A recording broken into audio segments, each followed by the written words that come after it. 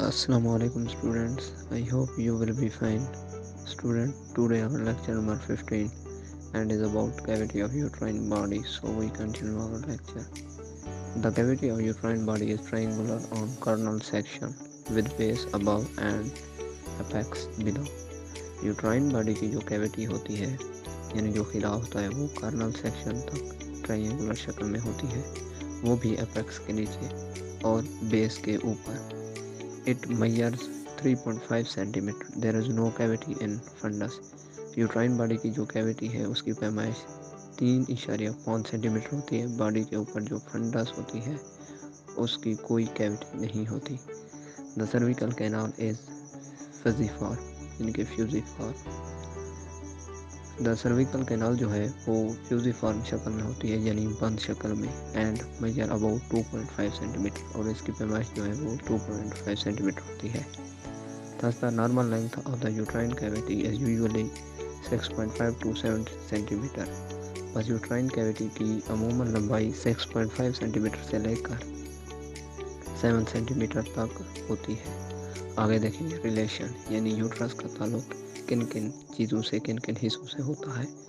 Anteriorly यानी कि सामने से. above the internal orifice the body forms the posterior wall of the utrovesical pouch. Internal orifice के ऊपर से बॉडी जो है वो यूट्रस की पिछली दीवार बनाती है. बिलो द इंटरनल ओरिफेस और इंटरनल ओरिफेस के नीचे से it is separated from the base of bladder. ये मसाना यानी ब्लैडर की बुनियाद से अलहदा हो जाती है यानी जो कैविटी होती है वो अलहदा हो जाती है. किससे अलहदा हो जाती है सवाल पैदा होता है. By loose areolar tissue. आगे देखें पोस्टीरियरली यानी कि पीछे की तरफ से it is curved with the peritoneum. पीछे की तरफ से ये पेरिटोनियम से कवर की गई होती है and form the interior wall of the pouch of Douglas containing quills of intestine. pouch of Douglas के सामने वाली दीवार बनाती है और जो कि pouch of Douglas के सामने वाली दीवार बनाती है जो कि आंत की क्विल्स पर मुश्तमिल होती है. यहाँ पर लिखा हुआ है containing quills of intestine यानी कि आंत की क्विल्स तो मतलब आप जानते हैं. आगे देखें पाउच ऑफ डगलस का मैंने पहले आपको बताया था कि साइंसदान का नाम है यानी कि एक साइंटिस्ट के नाम पर पाउच ऑफ डगलस रखा गया है.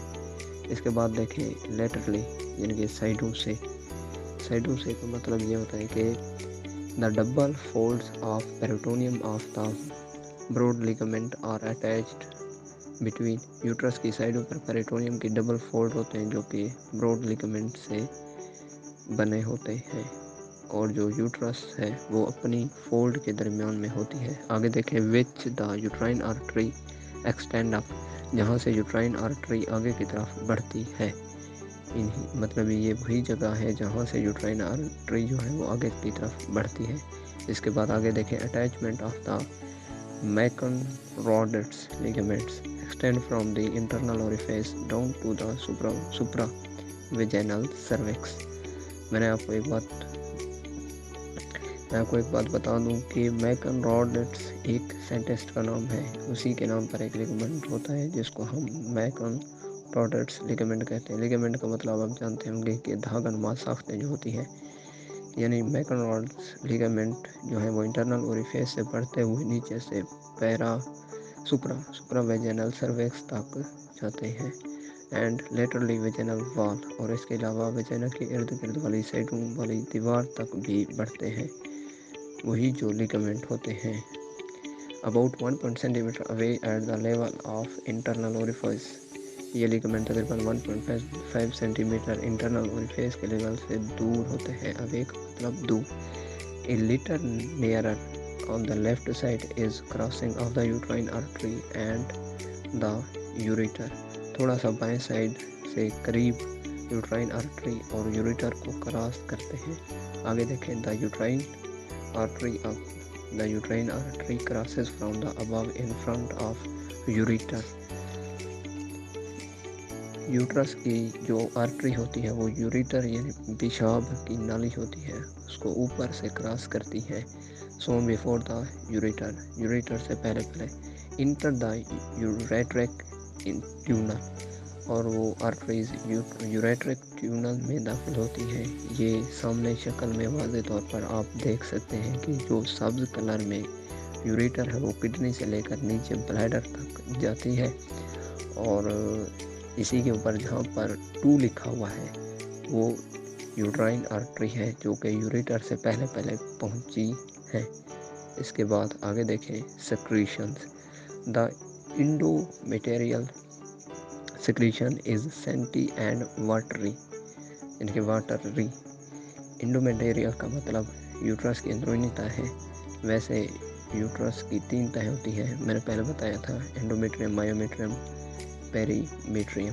انڈومیٹریم سے جو سیکریشن ہوتی ہے وہ تھوڑی یعنی سینٹی اور پانی جیسی ہوتی ہے. Secretion of cervical glands is alkaline and thick, rich in mucoprotein, fructose and sodium chloride. Cervical glands کی جو سیکریشن ہوتی ہے وہ الکلائن اور موٹی یعنی کہ تھک، اسی میں میوکوپروٹین، اس کے علاوہ فرکٹوز اور سوڈیم کلورائڈ جو ہے نا وہ مور مقدار یعنی کہ زیادہ مقدار میں ہوتے ہیں. رچ اوپر لکھا ہوا ہے. میوکو پروٹین کا مطلب وہ پروٹین ہوتی ہے جو میوکس کے بلڈنگ بلاکس کی بنی ہوتی ہے، جو سیلز کی ایپیتھیلیا کے لیے پروٹیکٹیو بیریئر کے طور پر کام کرتی ہے، اور یہ بھی بہت سے بیکٹیریا پیتھوجنز کے لیے رکاوٹ کا کام کرتی ہے. تو اسٹوڈنٹس آئی تھنک آج کے لیے اتنا ہی کافی ہے. تو انشاءاللہ نیکسٹ لیکچر نمبر 16 میں ہم آگے جو مطلب ہمارا ٹاپک رہتا ہے اسی کو کنٹینیو رکھیں گے. اسٹوڈنٹس اگر آپ کو اس لیکچر میں کچھ بھی سمجھ نہ آیا ہو تو آپ مجھ سے کمنٹ باکس میں پوچھ سکتے ہیں، اور پیچھے میں نے آپ کو واٹس ایپ نمبر بھی دیا تھا، اس پر بھی رابطہ کر سکتے ہیں. اور ان کے علاوہ میں آپ کو انشاءاللہ اگلے لیکچر نمبر 16 میں پریویس جو مطلب ہمارے ایگزامز وغیرہ ہوتے ہیں، ٹھیک ہے، LHV پارٹ 1 کے، وہ انشاءاللہ پاسٹ پیپر جس کو ہم کہتے ہیں وہ میں آپ کے ساتھ شیئر کروں گا. اور انشاءاللہ ہم اپنا اگلا جو لیکچر ہے نا وہ جلد از جلد کنٹینیو کریں گے. تو اسٹوڈنٹس ٹیک کیئر، دعاؤں میں یاد رکھے گا. اللہ حافظ.